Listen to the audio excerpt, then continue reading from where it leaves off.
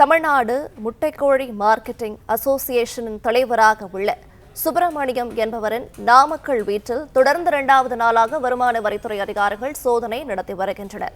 விவரங்களை தருகிறார் செய்தியாளர் பரத். வணக்கம். சோதனை தொடர்பான மேலும் விவரங்கள் என்ன சொல்லலாம்? நாமக்கல் மோகனூர் சாலையில் உள்ள எம்ஜி நகரை சார்ந்தவர் வாங்கலி சுப்பிரமணியம். இவர் நாமக்கல் திருச்சி சாலையில் வாங்கலி ஃபீட்ஸ் கோழி மருந்துகளையும் விற்பனை செய்து வருகிறார். மேலும் நாமக்கல் ஒசூர் பகுதிகளில் கோழி பண்ணைகளில் அமைத்தும் தொழில் செய்து வருகிறார். அதே போல எம்ஜி நகரில் செயல்பட்டு வரும் ஸ்ரீ வெங்கடேஸ்வரா பைனான்ஸ், அருணை சிட்ஸ் ஆகிய நிறுவனங்களில் சுப்பிரமணியம் பங்குதாரராகவும் இருந்து வருகிறார். மேலும் முட்டை கோழி பண்ணையாளர்கள் மார்க்கெட்டிங் அசோசியேஷன் தலைவராகவும் இவர் செயல்பட்டு வருகிறார்.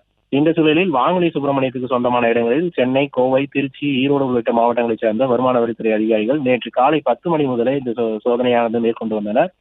அவர்கள் பல குழுக்களாக பிரிந்து எம்ஜி நகரில் உள்ள சுப்பிரமணியத்தின் வீடு, நிதி நிறுவனம், திருச்சி சாலையில் உள்ள வாங்கலி ஃபீட்ஸ் ஆகியவற்றில் நேற்று காலை 10 மணி முதல் இரவு 10 மணி வரை இந்த சோதனையில் ஈடுபட்டனர்.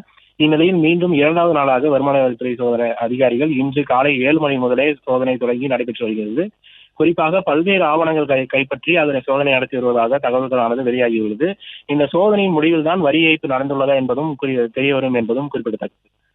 பிளே ஸ்டோர் மற்றும் ஆப் ஸ்டோரில் இருந்து பாலிமர் செயலியை QR கோடு மூலம் பதிவிறக்கம் செய்யுங்கள். செய்திகளை உடனுக்குடன் பெறுங்கள்.